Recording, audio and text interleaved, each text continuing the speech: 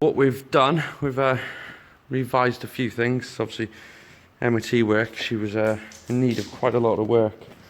Obviously, broken springs on the front, so we've replaced those. Not sure what drop these ones have got, but we'll soon find out. Obviously, replaced drop links as well. Obviously, as you've seen the other videos, I just basically threw this together. So I had a loop pipe for the oil cooler, which now I've fitted this 10 row, 11 row Motul cooler. Revised some of this wiring here, which was for the cooling fans. Obviously, normally you've got these other relays and wiring, so we've done away with all that.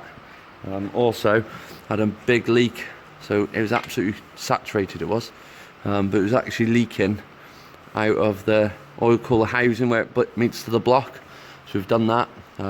Turbo had a leak on it as well, so we've also sorted that out. Also done both rear axle bushes, as you can see, been replaced as they was absolutely knackered. Brake pipes, they was really badly perished, and typically the main line up there, the pipe was good, but it seized in the union, so we had to run more brake pipes there, and both sides obviously, which annoying. But obviously I'm hoping to be getting a 3-inch full exhaust system, as this system's seen better days and it is restrictive, but still goes pretty well, to be fair. And again, obviously there's your trigger wheel. I've actually come up with a better idea for doing the teeth on it now, but it works. Obviously that's the VXR crank sensor there, so that's how you unlock all the canvas anyway. And my poor engine mount that everyone said it would snap, rip out the head, still going strong. So proof was in the pudding. Now I like to fit these new panels back on, because obviously you go through a dirty puddle, splash up, hit your crank pulley, and then just dirties your engine bay. So a lot of people just bin them off. So obviously just to prolong the life of the screws, put new stainless steel retainers with tech screw washers behind them, so they last. Just helps keep the bay clean. So basically it just goes to show how important this crossbar is. So obviously we've had it on the ramp. While it's on the ramp, the body's flexed that much that I could not, for the life of me, line up these bolts either side. I could get one side in, but it wouldn't go the other side. It was a good 10 mil out. Can you believe that? 10 mil flex from there. So so these guys who's running these not running the cross members, then God, you must have some flex in your car. So quite important to always put something back in place if you are going to remove the stock one. So there we have it, all back together. Only thing left to do now is road test.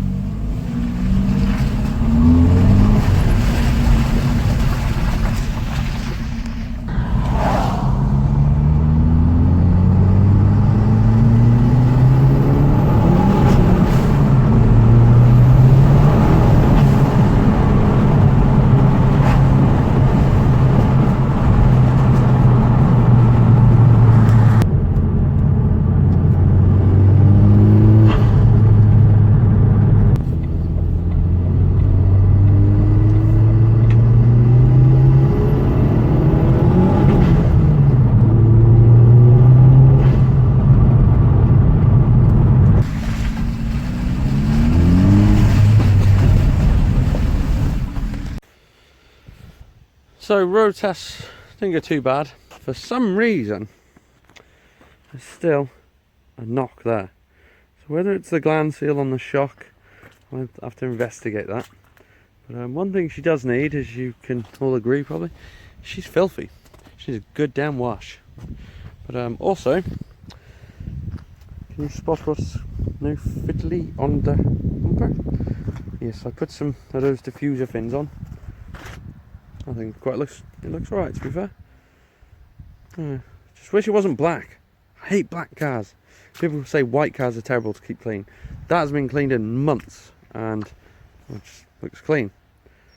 That's been washed probably a few weeks ago and look at the state of it. Filthy bugger. Give the paint calipers a bit more of liquor of paint. Yeah, she needs a good wash now. So obviously future plans still to do is I need to sort the engine management light out because that's still linked to the Astra VXR ECU, so that's on constantly. So obviously Dean's Astra, that's going for dyno tomorrow. And obviously, as you know, he's got the Pulsar GTX 3071 turbo now, so should make a good 350 hopefully. Hopefully make a bit more than the whole set made torque wise, because that was 250 foot-pound, which was pretty pathetic for the size of turbo it was. So hopefully by the time this video goes live we'll all know what kind of powers his car's running. So I've got an array of new turbos in the garage there now. Undecided which one to go with this one yet, because obviously I want to make sure it's all mechanically right first. But obviously Dean being a guinea pig, if his turbo proves well, I might even go down that route yet. So yeah, also we have Stephen here. Now everyone knows Stephen loves his Saab, so he's been slagging us off. Oh God, always going on about turbos, isn't he, Steve? A little bit. Yeah, so I bought something, didn't I, Steve? Yes. And did you fall in love with it straight away? Pretty much, yes. Yeah, so even though he's slating us, guys, look what he's rolling now. Yeah, that's it. A Saab estate. So just proves that anyone can be converted, eh, Steve? Telling me. Yeah. So obviously, yeah, also just finishing off this last build for Dave Sayers. Looks a bit nicer than the one I've built for myself at the moment, but that's what you get with customers, really. Yeah, this is the last one I'm doing for anyone. Obviously I'll do my own, so we'll get there with this one. Obviously mammoth task with the T4. Obviously probably seen before, guys, but all this here was rotten. Same with this side, that was all rotten there. All inside there was all rotten. So all down the sills was rotten.